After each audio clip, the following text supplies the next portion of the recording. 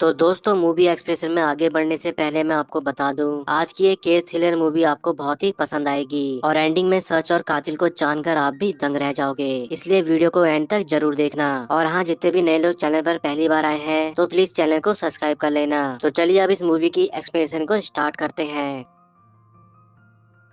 इस कहानी की शुरुआत होती है एक डेंजरस इमरजेंसी कॉल से, जहाँ एक लड़की डर के मारे पुलिस को कॉल करती है और हेल्प मांगती है। तभी पुलिस ऑफिसर कालिदास बिना टाइम वेस्ट किए उस लोकेशन पर पहुंचता है, जहाँ पहुंचकर उस पर कुछ गुंडे हमला कर देते हैं और ये इन सभी से लड़ता है। तभी यहाँ पर एक गुंडा उसका हाथ काट देता है, जिसके बाद ये सभी गुंडे यहाँ से भाग जाते हैं। अब इसके बाद जब वो रूम के अंदर जाके देखता है तो वहाँ उसे हेल्प मांग रही लड़की और एक लड़के की लाश मिलती है। और इस रेप केस की सबसे शॉकिंग बात ये होती है, किलर कोई बाहर वाला नहीं बल्कि उस लड़की का खुद का बाप होता है। अब इसके बाद ये केस तो यहीं पे खत्म हो जाता है, लेकिन कालिदास के दिमाग में सच और इंसान की सोच को लेकर बहुत बड़े सवाल छूट जाते हैं। इसी वजह से उसका सीनियर ऑफिसर भी उसे वार्न करता है और कहता है इमोशन में आकर काम करना कभी कभी जानलेवा हो सकता है। दरअसल कालिदास सिर्फ एक पुलिस ऑफिसर नहीं बल्कि एक इमोशनल इंसान भी है। अब इसी दौरान सिटी में एक डेंजरस मैटर चल रहा होता है, जिसमें कोर्ट में मर्फी नाम के गैंगस्टर की हियरिंग होने वाली होती है और खबर मिलती है कि मॉर्गन गैंग उससे कोर्ट के अंदर ही मारने का प्लान बना रही है। अब यहाँ पर सिचुएशन बहुत ही टेंस हो जाती है, क्योंकि अगर कोर्ट के अंदर मर्डर हो गया तो पूरी पुलिस डिपार्टमेंट की बेइज्जती हो जाएगी। लेकिन तभी गेम और भी डेंजरस टर्न लेता है, क्योंकि यहाँ कोर्ट में अचानक एक अनजान बंदे की एंट्री होती है, जो मॉर्फी पे हमला करके उसके हाथ बांधकर उसे कार में बंद कर देता है। जिसके बाद उसे एक सुनसान जगह में ले जाकर उसका गला घोटकर उसको जान से मार दिया जाता है। अब इसके बाद पुलिस इन्वेस्टिगेशन होती है, जिसमें पुलिस को पहले लगता है कि ये गैंग वॉर का रिजल्ट होगा, लेकिन इन्वेस्टिगेशन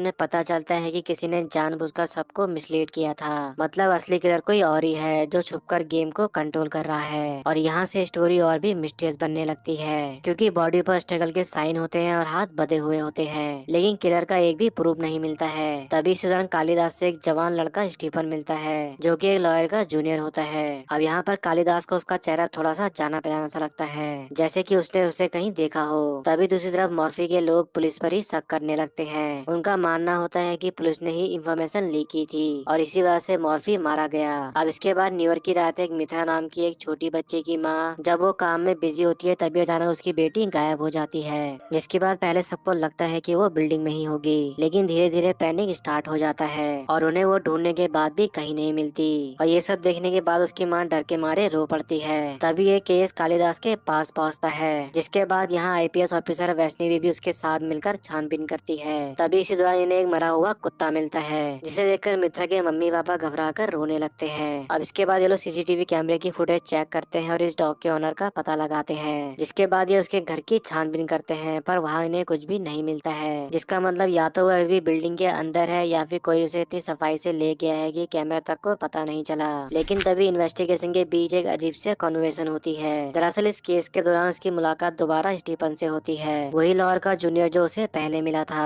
अब ये कॉन्सिडेंस थोड़ा अजीब लगता है, क्योंकि 7 साल पहले जो रेप और मर्डर केस हुआ था वो उसमें शामिल था। अब इसके बाद यहाँ पर ये उससे पूछताछ करके मित्रा के बारे में पूछते हैं, लेकिन स्टीफन का बिहेवियर यहाँ पर फ्रेंडली होता है और वो नॉर्मल रिएक्ट करता है। लेकिन कालिदास को उसके अंदर कुछ ऑफ फील होता है, जैसे वो कुछ छुपा रहा हो। अब इसी तरह उन्हें एक बड़े से खेत में एक बैग में मित्रा की बॉडी मिलती है, जिसे देखकर मित्रा के माँ बाप रोने लगते हैं, क्योंकि अब ये सिर्फ एक इन्वेस्टिगेशन नहीं रही, क्योंकि अब इसमें एक छोटी सी मासूम बच्चे की जान जा चुकी होती है। और नेचुरली सबसे बड़ा सक्सेप्ट अब स्टीफन बन जाता है, इसलिए पुलिस उसे थाने में ले जाकर प्रेशर डालने लगती है। लेकिन तभी एक और पावरफुल आदमी की यहाँ पर एंट्री होती है, जिसका नाम एडवोकेट नटराज होता है। ये वही सीनियर लॉयर है जिसका स्टीफन जूनियर है। अब यहाँ आते ही नटराज पूरी पुलिस इन्वेस्टिगेशन को चैलेंज कर देता है और कहता है कि पुलिस के पास स्टीफन के खिलाफ कोई भी सॉलिड एविडेंस नहीं है। अब यहाँ पर वैसे भी उसे समझाने की कोशिश करती है और कहती है स्टीवन पहले भी ऐसे क्राइम में इन्वॉल्व रह चुका है, लेकिन नटराजन कहता है पुराने केस की वजह से किसी को दोबारा क्रिमिनल डिक्लेयर नहीं किया जा सकता।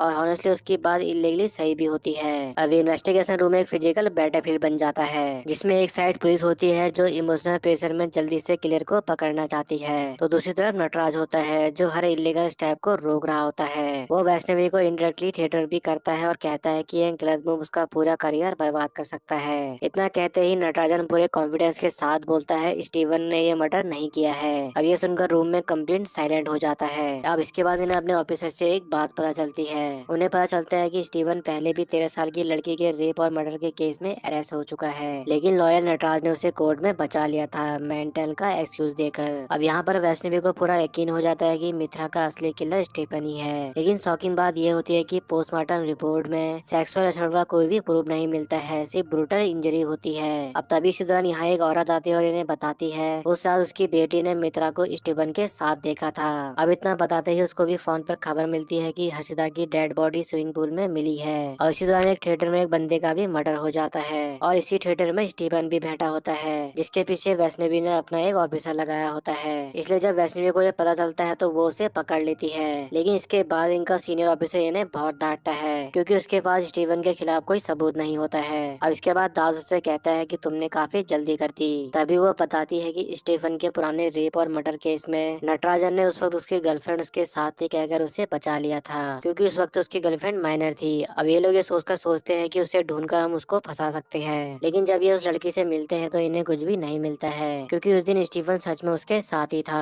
अब पुलिस के सामने सिर्फ यहाँ पे एक सवाल बचता है, क्या स्टीफन ही असली किलर है या अपार्टमेंट के अंदर कोई और इंसान है जो बच्चों को टारगेट कर रहा है। अब दोस्तों यहाँ से मूवी मुझे पर्सनली थोड़ी कंफ्यूजिंग और स्लो लगने लगी थी, क्योंकि एक ही चीज को बार बार डिफरेंट एंगल से दिखाया जा रहा था। इसलिए अब मैं आपको सीधा पॉइंट पे समझाता हूँ, ताकि आप भी ये ना सोचो कि भाई इस मूवी की एंडिंग कब आएगी। तो चलिए अब फाइनली जानते हैं कि उस रात का असली सच क्या था। अब सबसे पहले उन मर्डर्स की बात करते हैं जो हुए हैं। दरअसल स्टीफन पर जब 13 साल की एक लड़की का रेप का केस लगा था, वो रेप दरअसल स्टीफन ने नहीं बल्कि 3 गुंडों ने किया था। और स्टीफन तो उस बच्ची की मदद करने के लिए गया था, लेकिन गाँव वाले उसे ही गलत समझ लेते हैं और इसके बाद उसकी गर्लफ्रेंड भी उसे गलत समझकर छोड़ देती है। फिर इसके बाद स्टीफन की मुलाकात जेल में एक पांडे नाम के किलर से होती है, जो उसकी कहानी सुनकर उसे गाइड करता है और इन तीनों रेपिस्ट को सजा देने के लिए एक प्लान बनाता है, जिसके बाद वो अपने एडवोकेट दोस्त नटराजन से उसको छुड़वा देता है। जिसके बाद ये प्लान के अकॉर्डिंग पहले मर्फी को मारते हैं, जिसके बाद स्टीफन सेकंड बंदे को थिएटर में ही मार देता है। और जब थर्ड बंदे की बारी आती है तो दास और वैष्णवी पांडे का पता निकालकर उसके पास जाकर स्टीफन के बारे में पूछते हैं। और तभी यहाँ पर वो पांडे से स्टीफन की रियल स्टोरी जानकर दंग रह जाते हैं, क्योंकि वो अब तक उसे गलत समझते आ रहे थे।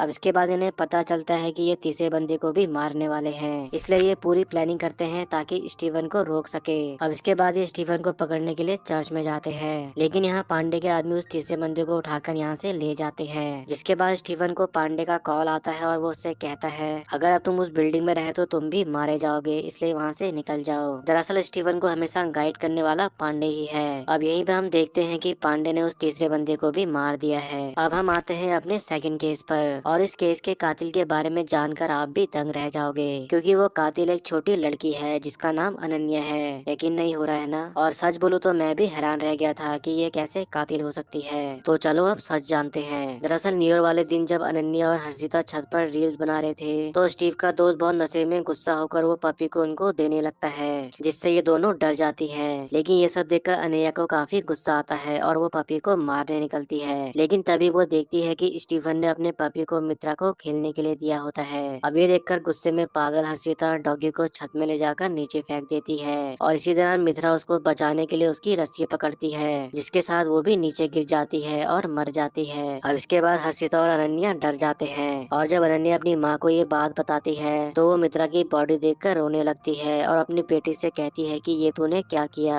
अब इसके बाद वो अपनी बेटी को बचाने के लिए पुलिस को गुमराह करके चालाकी से मित्रा की बॉडी के बारे में उन्हें बता देती है। तभी इसी दौरान उसे पता चलता है कि हर्षिता पुलिस को सच बताने का सोच रही है, लेकिन यहीं पे अनन्या ये सब सुनकर गुस्सा हो जाती है और उसकी ड्रिंक में बेहोशी की दवा मिलाकर उसे स्विमिंग पूल में डुबोकर मार डालती है। और स्टार्टिंग में भी यहाँ पर अनन्या की माँ को कॉल पर हर्षिता की मौत के बारे में बताने वाली उसकी ही बेटी होती है, क्योंकि गलती अनन्या की थी, लेकिन उसने स्टीफन को फंसाया ताकि वो बच सके। अब यहाँ पर डॉक्टर प्रसन्ना को भी ये सब कुछ पता चल जाता है, क्योंकि उस रात इसने इन दोनों को छत से आता हुआ देखा था जिस दिन वो हादसा हुआ था।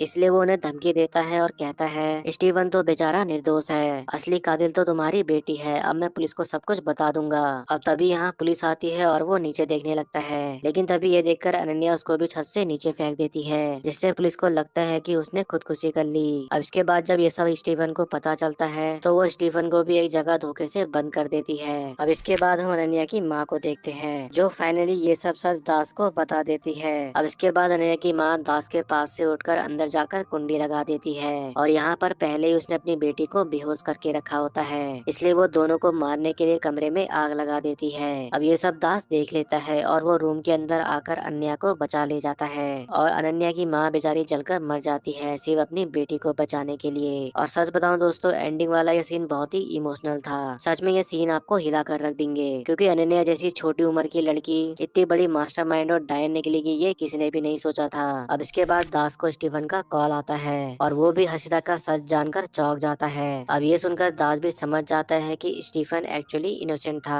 अब इसके बाद हर्षिता को भी होश आ जाता है और दास उससे देखे ही रह जाता है। तभी वो दास को देखकर एक किलर स्माइल देती है और इसी के साथ ये मूवी भी यहीं पे एंड हो जाती है। इसके बाद कहानी में आगे क्या होगा ये सब यहाँ पर नहीं बताया गया है, बस एक सस्पेंस छोड़ा है जिसका असली सच अगर हमें इसका तीसरा पार्ट बनता है तभी पता चल सकता है। लेकिन मेरे अकॉर्डिंग वो नहीं बनेगा, क्योंकि अब कुछ बचा ही नहीं है और अनन्या अब कोई और माइंड गेम भी नहीं खेल सकती है। अब यहाँ पर दास या तो उसको पकड़वा देगा या फिर उसकी माँ के सेक्रीफाइस को देखते हुए उसे छोड़ देगा, क्योंकि हमें पता है दास एक इमोशनल इंसान है। बाकी दोस्तों ये मेरा ओपिनियन था, मुझे लगा आप लोगों के साथ शेयर करना चाहिए तो मैंने शेयर कर दिया ताकि आपको भी एक सेटिस्फेक्शन मिल सके। तो दोस्तों आपको ये मूवी कैसी लगी नीचे कमेंट करके अपना ओपिनियन जरूर शेयर करना। आज की वीडियो में बस इतना ही, मिलते हैं नेक्स्ट वीडियो में। सायोनारा।